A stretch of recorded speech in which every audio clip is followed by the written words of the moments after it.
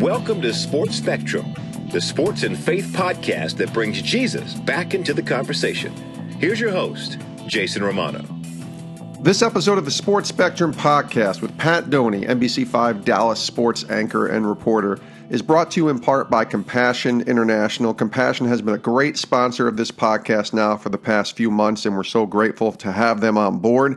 What they do is awesome. They provide a way for you to make a difference in a child's life. They provide a way for you to release a child from poverty. They do an amazing job at Compassion International, and all you have to do is go to compassion.com/sportspectrum, compassion.com/sportspectrum, and you can sponsor a child.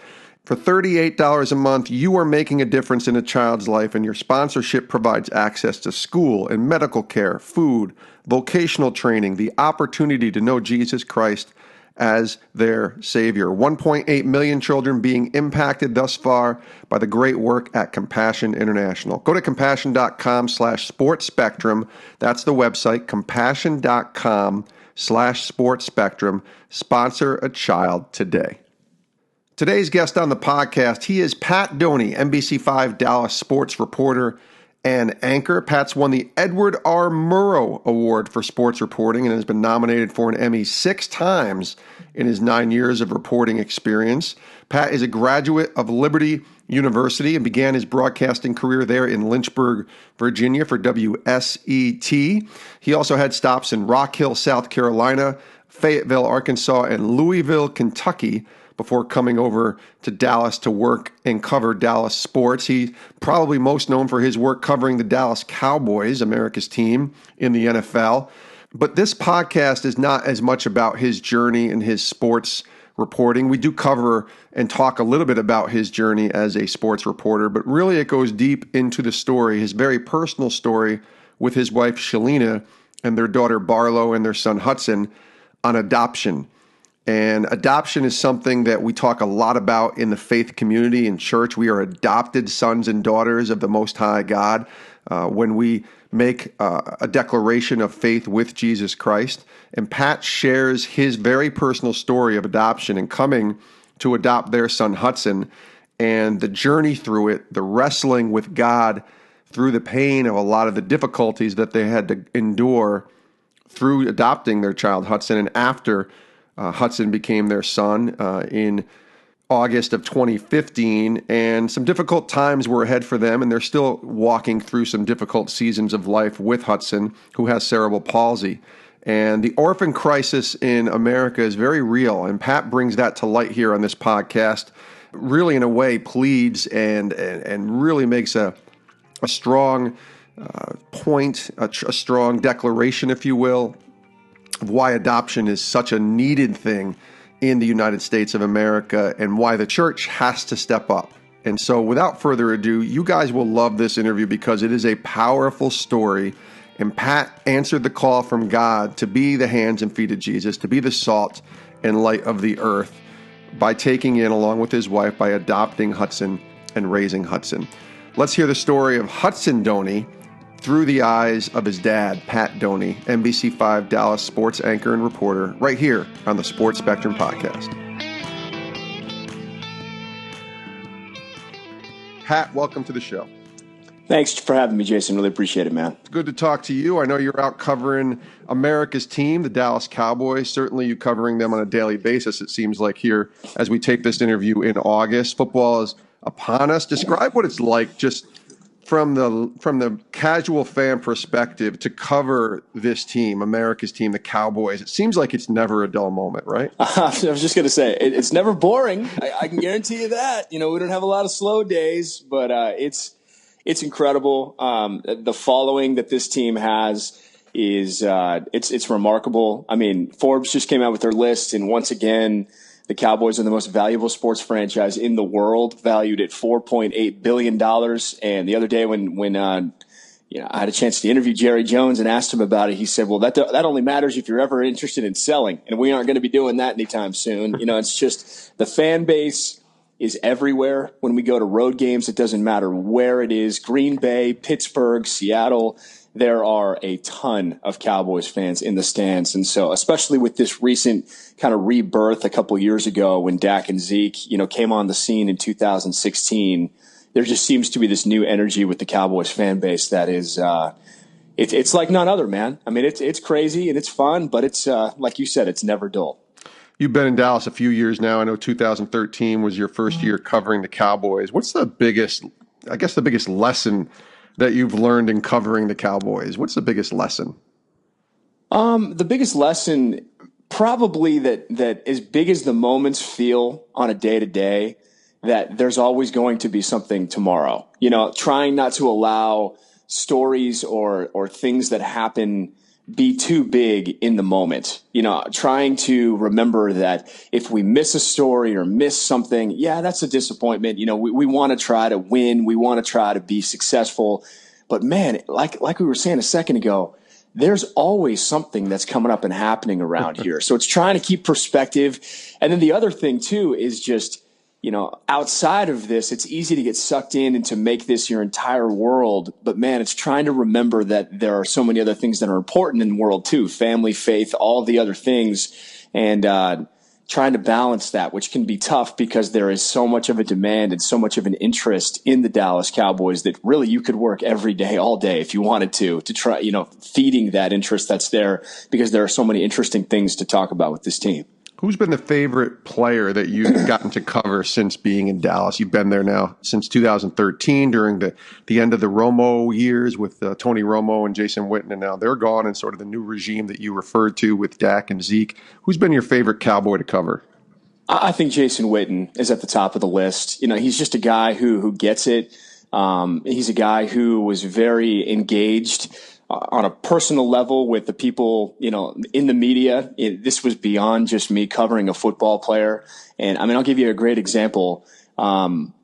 His final game of his career, he was playing against the Philadelphia Eagles in a meaningless game last year. Yeah. And as he's walking off the field for the final time, he probably didn't know it at the time that it was his last game. Maybe he did. We didn't know it. I kind of walked by him and said hello, and he kept walking, and he stopped and he turned back around and came back to shake my hand to congratulate me that our son, who has cerebral palsy, had communicated with us for the first time using a communication device. And I had posted the video online, and he took the time to come back to me to congratulate me and just to say how much that video really made an impact on him when he saw it. That's Jason Witten in a nutshell, a guy who in that moment with thousands of fans screaming his name as he's walking off the field for the final time after a Hall of Fame career thought about me, just your basic reporter who's covered him on a day-to-day basis, holding the microphone in his face, to come back, and he remembered that, and that made an impression on me, and that just gives you an idea of the kind of guy that he is, and one of the reasons why I'll never forget getting the chance to cover him for 5 seasons. Yeah, I've had the privilege of meeting him probably 3 or 4 times during my time at ESPN, and it was interesting because he always remembered me, which was I'm just some producer guy, but I always went up to him and told him. But I was also a Cowboys fan and am a Cowboys fan, so I would go up to him and shake his hand and remind him, hey, I don't know if you remember. And he always said, hey, Jason, what's up? And that always stood out to me. Plus, he's also a man of faith, knowing this podcast that we would talk about matters of faith. But it was really interesting that he was that type of guy. So hearing your story just kind of makes me smile because I've experienced that on my end as well. You also mentioned your son, Hudson. We're going to talk about that story, and that's one of the things that I'm really looking forward to you sharing here on the podcast, certainly the journey to adoption. But I'd like to go back a little bit for you, just hearing a little bit about your story. You went to Liberty University, began your broadcasting career there in Lynchburg, Virginia. I wonder, obviously, Liberty is a faith-based school. Was faith always something that you grew up with? Was that always a part of your life? Yeah, it was. I grew up in Southern California in Huntington Beach, about an hour south of Los Angeles. And my dad and my mom both worked at the K through 12 Christian school that I went to in Huntington Beach. And so it was also affiliated with the church that I went to there. And so, it was 6 days a week on campus, and it was a big part of my life. I played the drums in a praise and worship band in junior high and high school and played a lot of sports there. And so when it was time to go to school, I knew I wanted to be in sports broadcasting. And I went and visited Liberty because a family friend had gone there before.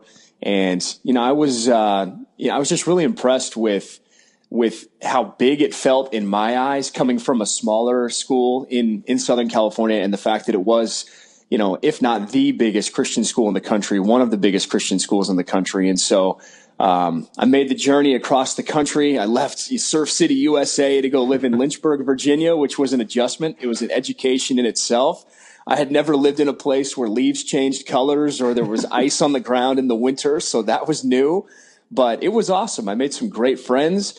The first day of my sophomore year, I met my wife, and so that was awesome. She was obviously incredible, and we dated for 3 years and got married right out of college. But Liberty gave me a lot of great opportunities, allowed me to do play-by-play on the radio for the baseball team and do halftime shows and sports talk shows on the radio and write for the newspaper as well. And so doing a lot of that early on, I did a lot of that my freshman year, allowed me to get an internship at KABC in Los Angeles back home over the summer, which was a dream opportunity. I applied for like 60 internships, and all of them but 2 said no, and one of them was ABC in Los Angeles that said yes. So it's just proof that you just have to fool one person and make them think that you're worthy of their time. And then I just worked like crazy, man, for 2 straight summers at ABC in LA, learning from the best. My mentor is still there, Kurt Sandoval, who is also a man of faith. He's the weekend sports anchor at KABC in Los Angeles, and he took me under his wing and taught me how to tell stories and taught me how to, try to be as comfortable as you can on camera. And then that led to my first job in Central Virginia when I was a junior in college, and I worked a few years there. And then that launched the journey, man. And my wife and I, we lived all over the country, moved all over the place, and finally ended up in Dallas in 2013. And I'm getting ready to cover the Cowboys for my 6th season in a row. So it's been a wild journey. I've been very blessed. I've been very lucky. God has been good to me, no question about it. And I'm excited, man, because I love my job at NBC5 in Dallas still as much as I did when I started. And it's just amazing when you look back at the journey, how things go and how things work out to where you get to a point like this, and how many little things you can just see God's hand in different ways, that he's opened the door for certain things that at the time you don't really realize or understand. But now I look back and I'm like, okay, that makes sense. Now I kind of see what his plan was, I think, and why I'm here at this point. You mentioned California and you grew up. Were you a USC or UCLA guy? Oh, it's USC all day. And in fact, one of my colleagues was out here and needed to just kind of buy a cheap hat, because he had forgotten his. And when you're in the sun all day covering practice, you need to wear something to protect the head. And he grabbed a UCLA hat, and I wouldn't stand next to him, during practice. He needs to keep his distance with that baby blue and gold. Now, I grew up, I love USC football, and I grew up going to games in the Coliseum with my dad and my brother. I went to a USC Notre Dame game in 1994, I think it was. And it was a huge deal because Notre Dame was really good and USC was really not. And USC kicked a field goal as time expired to tie the game 17-17. And that was back when there were ties in college football. And I remember one of the local papers had the headline, USC beats Notre Dame 17-17, because it was and all I remember about that game was that it was 30 degrees in the Coliseum that night, which was unheard of. And my dad and brother and grandpa and I freezing the game. But a lot of great memories following USC football. And I think they're going to be pretty good, by the way, this year. So I've got high hopes for SC this upcoming season. We're talking to Pat Doney here, NBC5 Dallas sports anchor and reporter on the Sports Spectrum podcast. You mentioned meeting your wife in college. You married Shalina. You have a beautiful daughter, Barlow. Tell me about that sort of stage in life for you, getting married, having kids, having your first kid, your first child, and kind of how that's intersecting both with your faith and your career, which you mentioned stops all over the place. I had it written down here. Rock Hill, South Carolina. You went to Fayetteville, Arkansas. You were in Louisville, Kentucky, kind of all over the country. And then also trying to navigate through life as a married man and then becoming a dad. Yeah. So the first thing was I was certain when I was like 18 and 19 years old that I was not going to get married young. I was going to get married late. I was going to be married to my career. That was what I had in my mind. That is what I had. My focus was going to be on that. No question about it. And then I met Shalina, and man, we dated for 3 years, and I just kept coming back to why would I not marry this incredible woman who is way out of my league and for some reason loves me too? Think about this now. Jason, the industry and how this works. Okay. A lot of moving, not exactly family friendly hours, right? A lot of just kind of, being gone and traveling and all that. So you're talking about a godly woman who is beautiful, who had a ton in common with, who was a military kid. Her dad was in the Navy and would be gone for up to 6 months at a time. So she was kind of used to that independent life. That also meant that they moved all over the country. And she actually told me, I enjoy moving to different places. It's nice to kind of get to learn and meet new people and learn new cities. And she was a huge sports fan. So I'm like, what am I missing here? So I went against my own rules early on and decided to go ahead and pop the question. And she amazingly said yes. And so we got married right out of college. But the one thing that we did agree on is we needed to wait a little while to have kids. And so we waited 6 years before we had Barlow. And that was in Louisville, Kentucky that she was born. And she was born only about 2 months before we moved to Dallas. And so really that whole Rock Hill, Fayetteville, and Louisville experience were lived as just a married couple, just the two of us, kind of experiencing those cities, which was great. But having a daughter obviously has changed my life in a huge way. When you become a parent, you quickly realize you get perspective, I think, sometimes on things. It can really, Stephen Covey talks about making sure that if you're climbing the ladder, that the ladder is leaning against the right wall, and sometimes I think being a dad can really do that. When you come home and you have a really rough day at the office or something doesn't go right at work and your little girl comes sprinting up to you saying, Ma, daddy is here. It's really easy to let the other stuff go and realize, okay, I'm going to have another day to be able to get back at this thing at the office, but I'm this little girl's hero right now. I'm good, and so that has changed my life in a big way, no doubt about it.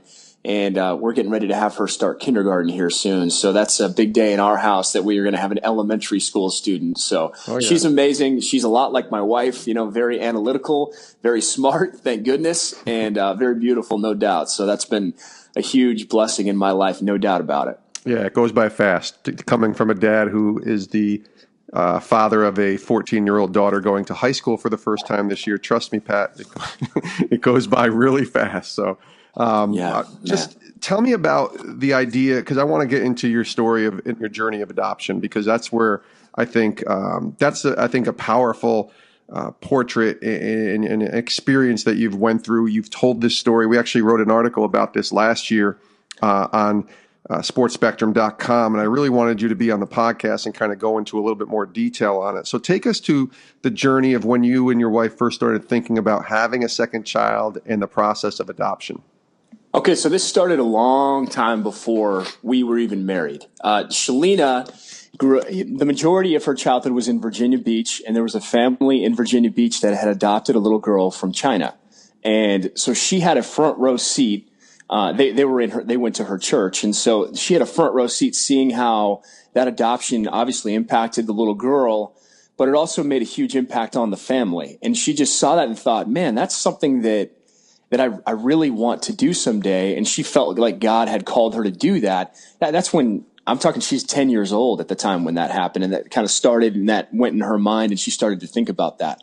So that passion grew and grew as she got older. And when we met at 19 years old, we were dating and we started to get pretty serious about 5 months in. And so she sat me down and said, we need to talk. And I'm thinking, well, what is this about? Exactly. You hear that we need to talk and you're like, what's going on here? Maybe I don't want to talk. Maybe I want to go somewhere else kind of thing. And it was because she wanted me to know that was something that she wanted to and really felt called to do down the road. And she wanted to know what I thought about it.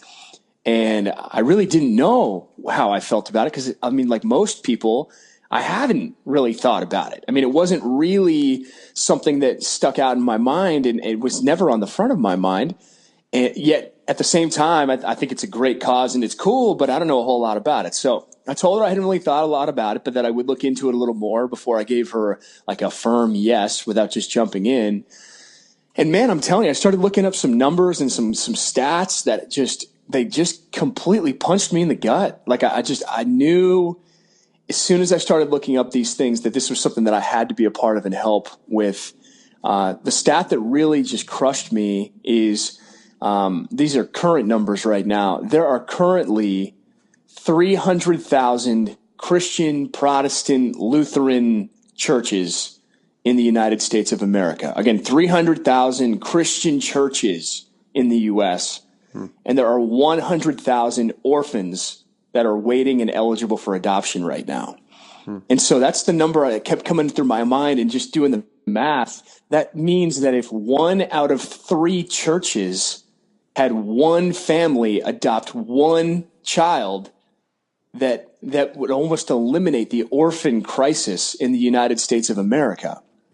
And then you start to think about, I mean, that's the hands and feet of Jesus right there. That's not, yelling at somebody on Facebook about what you think politically, or that's actually like making generational change. That's you think about what that little boy's son's son is like, what their life is like, based on how their great-grandfather's life changed, whether he was growing up in a foster home or taken in and raised to be a godly man, that loves Jesus and has guidance and all of that, and is loved and all of that. So once I started thinking of it that way, man, I thought, there's no doubt we are in on this thing.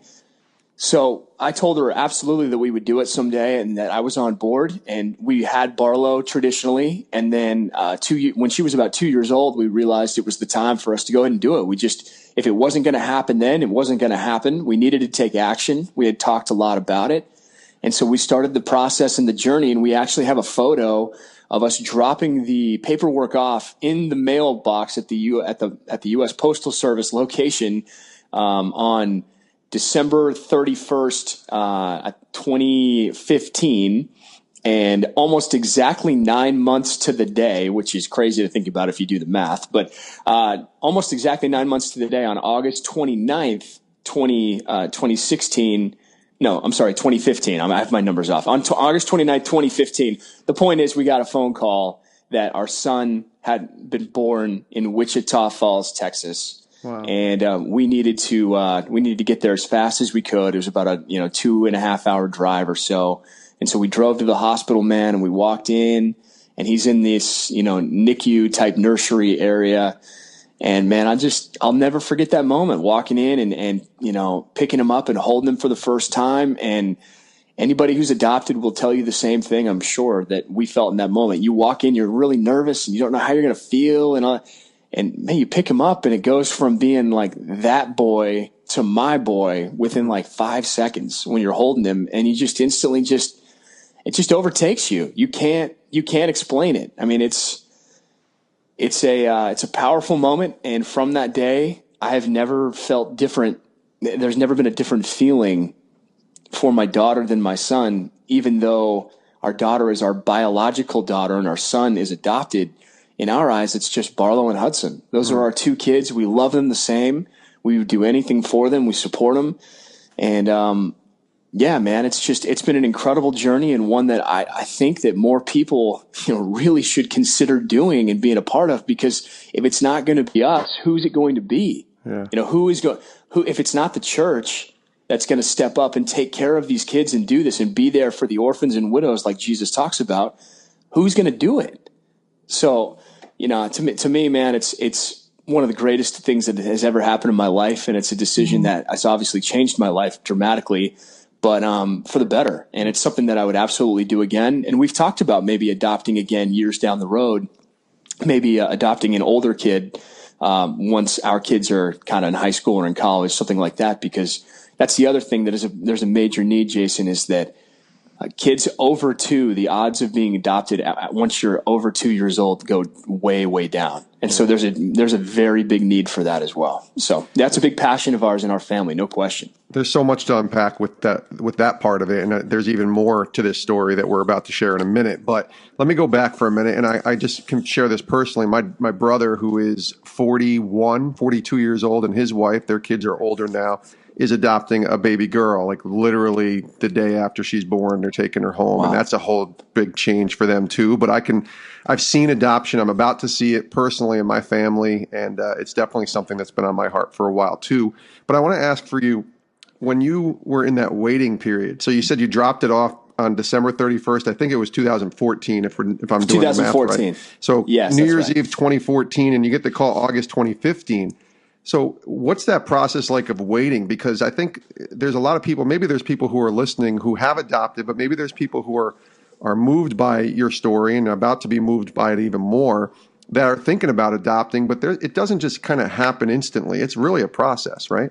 Yeah, it's tough. It's excruciating. I'll tell you, the waiting is hard.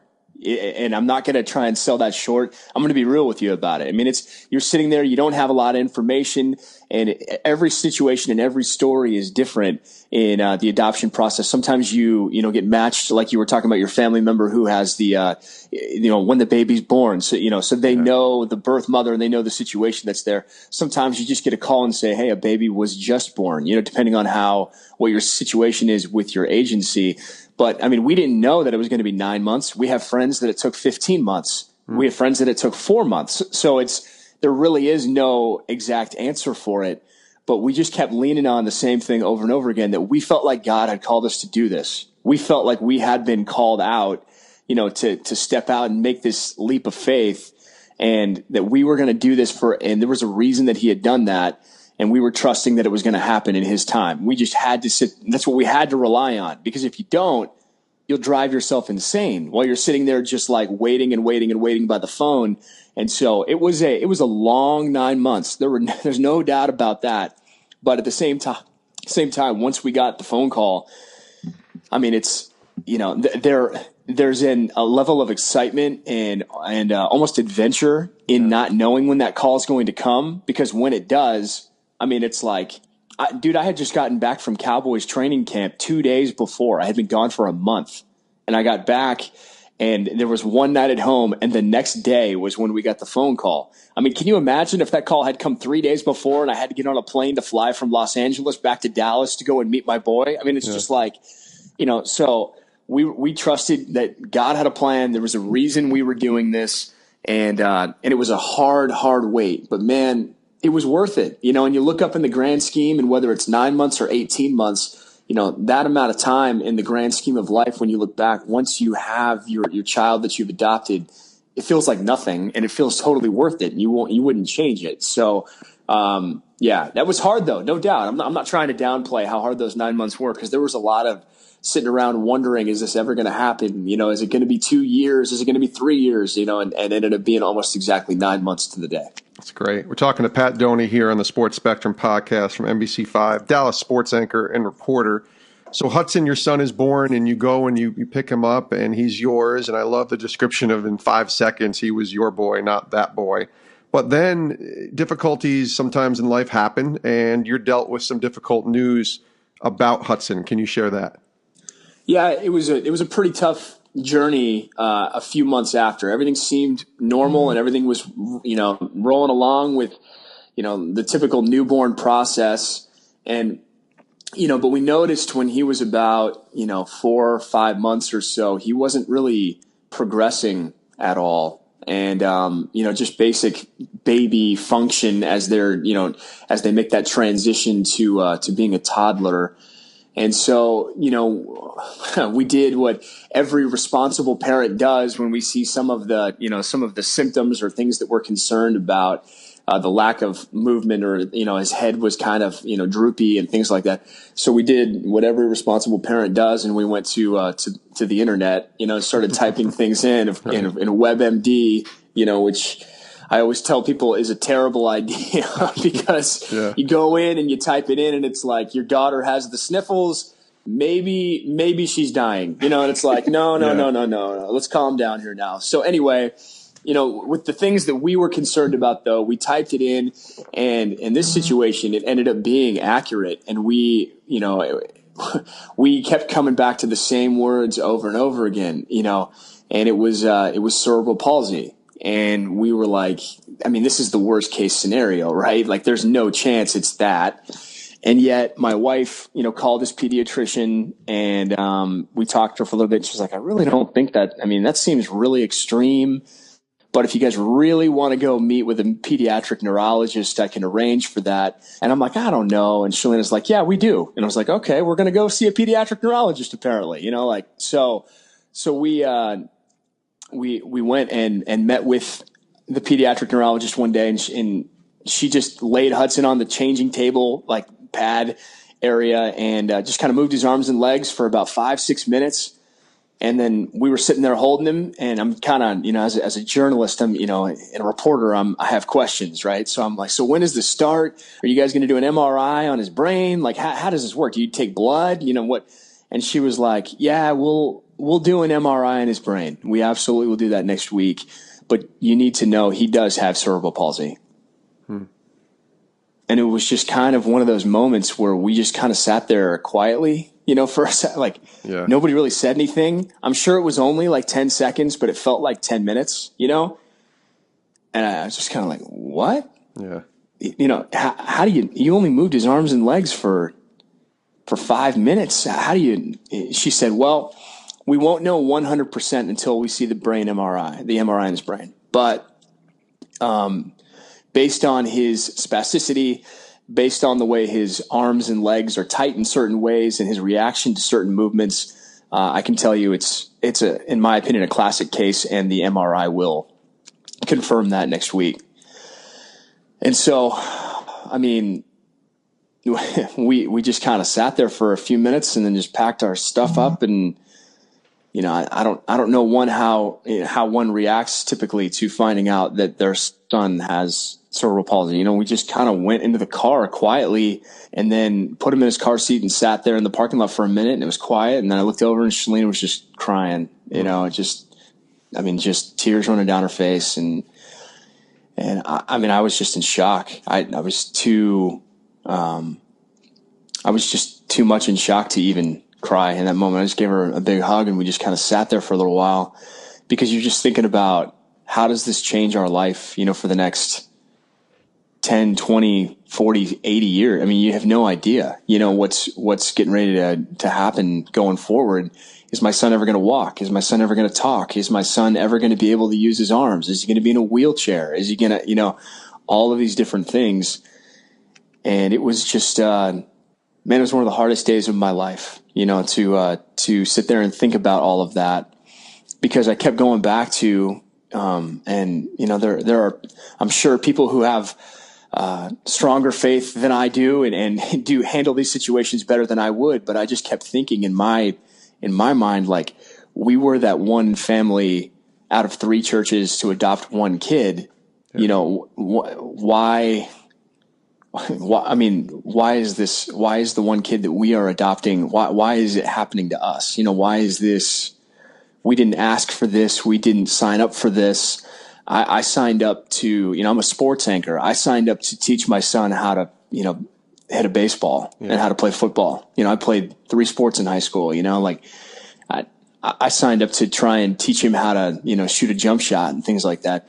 And now, we're sitting here having to learn about how power wheelchairs work and have to get a wheelchair van and this kind of, it's just, it was really, really hard to, I still have days where I have a hard time laying there thinking about, like, man, this is just so difficult and so challenging. Pat, did you allow yourself to feel, I guess, I hate I'm not playing psychologist here. I just know from talking to a lot of people, especially guys, we want to fix it. We don't want to sort of think about it. We just want to fix the problem. Did you allow yourself to kind of experience those emotions? I know you said you were kind of shocked at first and kind of wanted to be there for your wife, but were you allowed to, or did you allow yourself to go through that emotionally?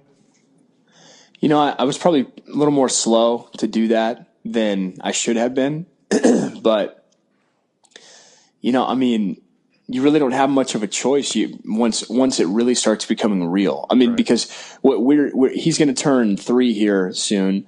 And, what we're realizing is as he gets older, his cerebral palsy becomes more real to us. Yep. Because when he's 6 months old or 8 months old, most 6-month 6-month-olds are not doing a whole lot. I mean, it's so him laying there, next to another baby who's 6 months old, there's really not that big of a difference. Sure. But it's now that we're really starting the last year or so that, we have friends who have sons who are the same age as Hudson. And that's when we really start to notice the gap. And that's when it becomes a little harder, to see and to really just kind of accept what, his reality could be going forward. There's still a lot of unknown.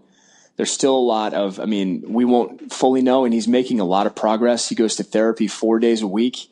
And it's Shalina's full-time job, is to get him and try and maximize his potential, is what our goal is. We do everything we can to try and get him, ready to do everything he can. And the state of Texas has this great program where when kids with special needs turn 3, they start to go to an actual elementary school 5 days a week for a half day, and they work with a helper, and they actually physically go into kindergarten classes. Again, this is when they're 3 for 2 full years, so that they can go to a normal kindergarten class when they're 5 years old.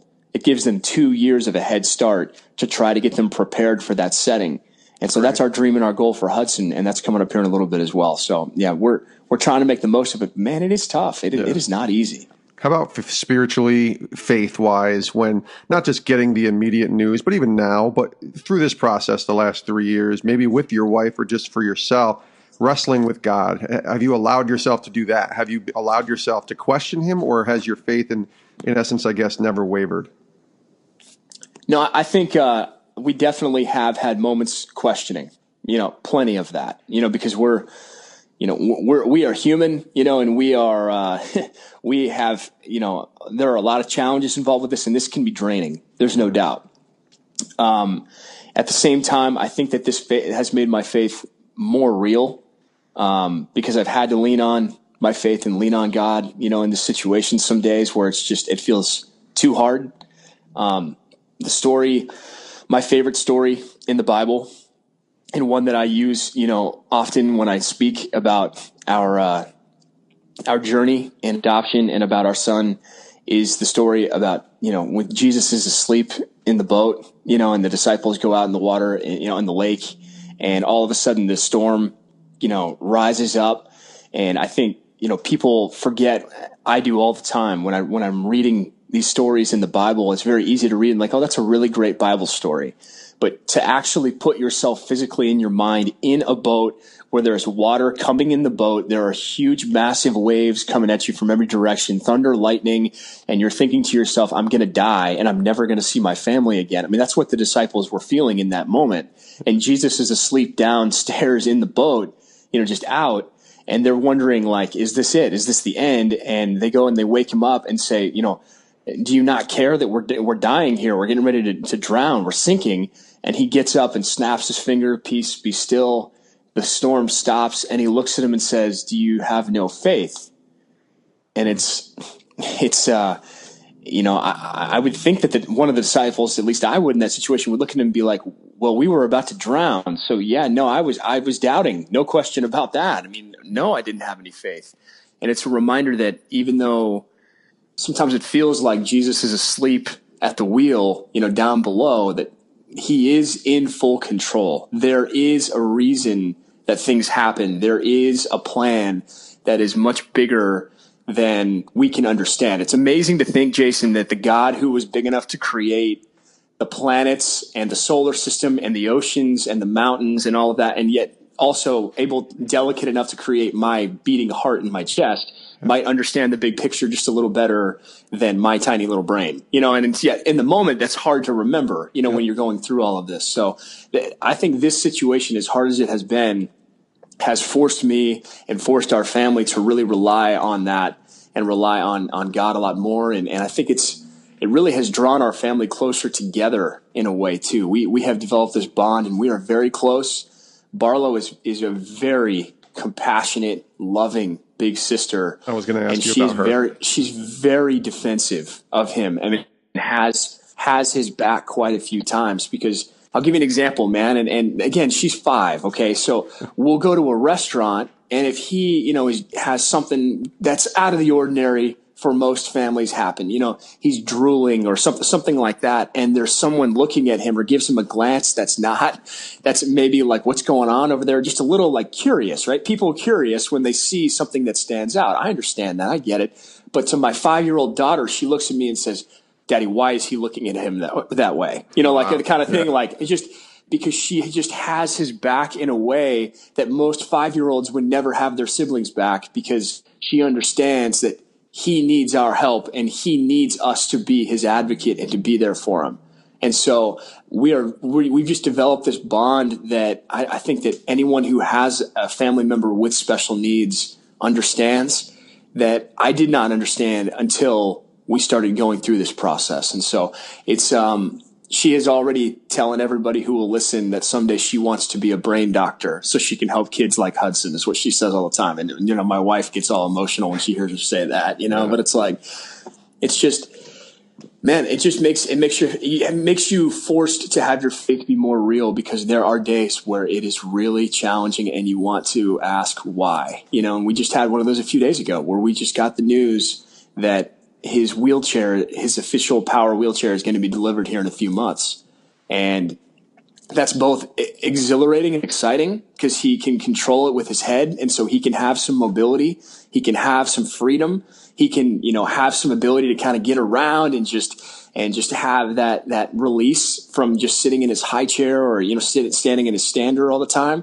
But at the same time, it's just crushing to think about my boy, getting a wheelchair.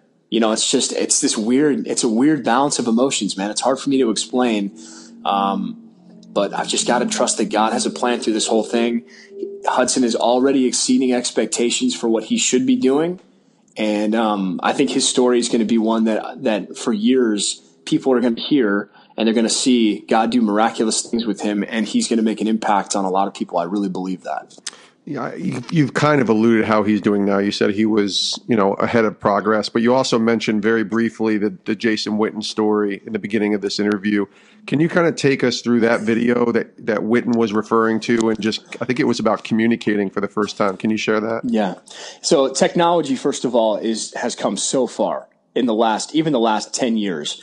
And we've been so blessed, because one of the best doctors to treat cerebral palsy happens to be in North Texas. Okay. So we've been matched up with her. Dr. Jan Brunstrom Hernandez does a great job, and she actually has CP, and she's a neurologist. Wow. So she's incredible. And she's also a person of faith as well. She's a strong Christian. And so she understands what we're going through. So she's really helped guide us, on a day to day of how to get through this, process and try to make the most of the situation. But, the newest technology that really has taken off has been this communication device that looks like an iPad. And what it is it's called an eye gaze, and it has eye gaze technology in it. It has the ability to read what your pupils are looking at on the screen. And so it has buttons on the screen that look like apps on your phone, but they're just like squares that you put different pictures with words associated with them. So, for example, the animal page, we would have bear, monkey, tiger, lion, all that kind of thing on there, dog, cat, different things like that. And whatever he looks at for more than 1.5 seconds, you see the little red dot of what his pupil is looking at on the screen. And then it has a voice that vocalizes, monkey. And so, of course, we have chosen the Australian accent because we think that's pretty cool, so it's. I would do the same. Really. Yeah, of course. Right. Every morning we walk in and we say, "Good morning, Hudson." He says, "Good day, mate." Whatever. Not really. But I mean, that would be awesome if we did do that. But this technology has allowed him to look at these different things, and it's allowed us to, and be able to speak, but it's allowed us to be able to realize how much he is there, in his mind. And, in a way it's sad because you almost feel like he's trapped without able to speak because of the type of brain injury he has is called schizencephaly, and it really impacts the motor skills in the face. And so talking and eating are very challenging. He has a feeding tube that he eats through that goes directly into his stomach. And, speaking is going to be really hard for him someday. So this technology has really allowed him to kind of be a little more free when he's had that kind of going. And it's been really cool to see just how smart he is, because like our daughter will run around and make animal sounds, not say the animal's name, but make animal sounds. And he will navigate the page and find which animal it is and say, so if she's barking like a dog, she's not saying dog, she's just barking. He will scroll through different pages, find the dog, look at it, and then it'll say dog. So, to me, it's been just incredible to see his potential as he begins to learn this technology. And so the first video, the one that Jason Witten spoke about that I posted with this, was on Shalina's birthday. I changed the words on the picture of her. It used to say, when he'd look at it, it would just say mommy. But I changed it to say, happy birthday, mommy, I love you, when he looked at the photo of Shalina. And so she didn't know that he was going to do that. And so when he looked at her picture on the screen, I said, look at mommy, and she looked at the picture and it said, happy birthday, mommy, I love you. It was just a cool moment that I actually had video of him doing that and of her hearing that, because he hasn't been able to do that. And he's almost 3 years old. He hasn't been able to, we haven't been able to hear our son say, I love you to us. And so that was the closest thing that we've had to that moment. And so we posted it online on Twitter and Facebook, and it kind of went a little mini viral, at least in Dallas, Fort Worth, I guess. One of the reporters at my station did a story about the eye gaze technology and used that clip in the story. And so we had a lot of people ask us about it. And that's why Witten, I guess, had seen it and came over and wanted to talk about how cool that technology was and how cool that moment was and made an impact on him. So it's been a wild ride, man. This technology is unbelievable, though. We are really excited to kind of see what the future holds and just what he is going to be able to do because of the technology, even just 5-10 years from now as he gets older and older. As we close out here, we're talking to Pat Doney, NBC5 Dallas sports anchor and reporter here on the Sports Spectrum podcast. You kind of alluded to this earlier, but I'd like to just give you the floor, give you the platform a little bit, and talk to the people that are listening that might be thinking about adoption, knowing what you went through. And we talked about adoption even before and the heart and the burden, but now that you've gone through what you've gone through and caring for Hudson, tell me about what you would say to them. Speak to that audience that's listening, that group, that the people that are listening that might be thinking about adopting, and talk to them about adoption. Well, I would say first and foremost that God has called us to make a difference in the world, to be the light in the world. If you're a believer, we are supposed to be the salt of the earth, right? So to make an impact. And in my mind, there is no greater way to make an impact in the world and to be a light in the world than to take a child who does not have a family, has no guidance, and out of no fault of their own, has very little direction, and to take them into a family, to teach them how to be, someone who loves Jesus and is trying to be like Jesus on a day-to-day basis. I cannot think of a better way to make an impact on the world. At least, it feels small when it's just one. But again, if you look up 100 years from now at the generational change that can happen there, grandkids, great grandkids, because of that impact, you're talking about making a huge change in the world just by taking in one child that is longing and really desperately wants a family and wants to be loved. And so I would tell anyone who's considering it to absolutely do it. You're never going to get full confirmation that you should do something like that beyond the fact that Jesus was pretty clear. He calls Christians to take care of widows and orphans, and there is a need for it. And if it's not going to be the church that does it, who is it going to be? I don't know who we can rely on to be the people who do this and who make this impact and who make this change in the world that is needed and necessary. And so I would just challenge everybody to look within and say, to at least challenge themselves and consider being the one family out of 3 churches who adopts the one child who needs a family, because it's an incredible journey. It can be hard. There's no doubt about it. Obviously, it's a challenge. But at the same time, think about what you're going to be thinking 40, 50, 60 years from now when you're 80, 90, however old at that point, and think about whether or not you will be glad you made the decision you did right now by doing that. And I have a hard time believing anyone in that moment would look back and say, I wish I would not have adopted my son or daughter. It's the kind of decision that is very hard and challenging in the moment. It's a big decision, and it's not going to be easy, but it's going to be worth it. And it's going to make a major impact in the world. And this is the kind of thing that God calls us to do. The goal here, Jason, in my opinion, if you want to be a light, if you want to be somebody who stands out among everyone else, it's not about necessarily going up to every person and telling them exactly what it is that you believe. It's about doing something that's different that other people who are not believers look at and say, why does that person do that? Why is that person doing something that I would never do? I would never consider adopting a baby. We do in the church because we are there for the people who need us to be there for them. And this is an opportunity to do that.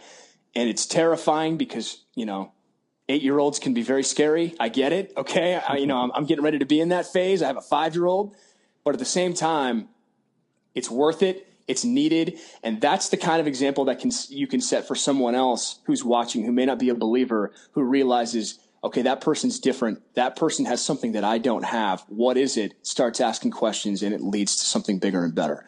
I think it's something that the church has to become passionate about. The church needs to take action on this. Stop talking and yelling at each other on Facebook and social media about what you believe, and instead go love somebody in a way that no one else would even consider loving someone else. And this is a way to do that. And that's a way to really make a huge impact in our world and to try and be more Christ-like on a day-to-day basis, which should be our goal every single day.